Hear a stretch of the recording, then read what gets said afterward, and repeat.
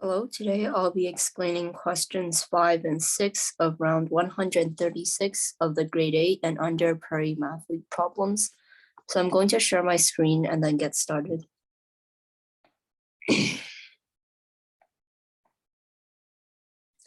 Okay, question 1. Starting at the M in the center of the letters below, you can move left, right, up, or down to a adjoining letter. How many distinct paths can you follow to spell the word math?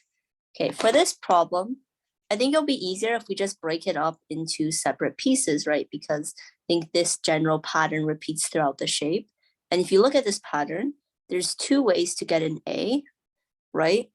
Then from each A, there's two ways to get a T. And then from each T, there's two ways to get an H.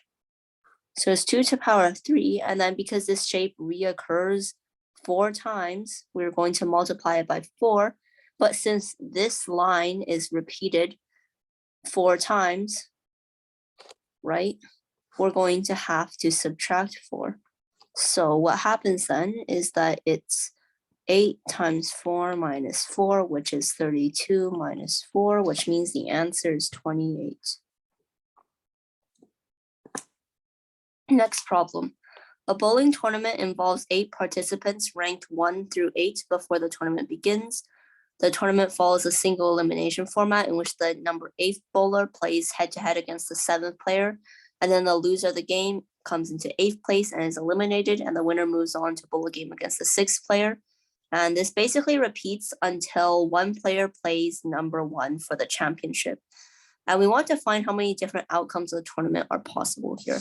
Right, so let's just list out all the participants here.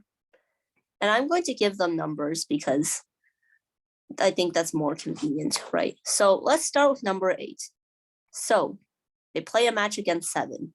There's either you win it or you lose it. So that's 2 options here.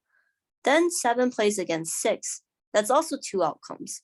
This is also 2 outcomes, 2, 2, 2, 2, right? So then it's 2 times 2 times 2 times 2 times 2. So it's 2 to the power of 7, right? Because these 2 outcomes and these 2 outcomes can exist independently of each other, right? Like 8 can beat 7 and then play 6 and lose, or 8 can lose against 7, but 7 plays 6 and still loses, right? There's multitude of different outcomes, and that's why we have to multiply the 2's with each other. So then that leads to 128, which is actually none of them. So yeah.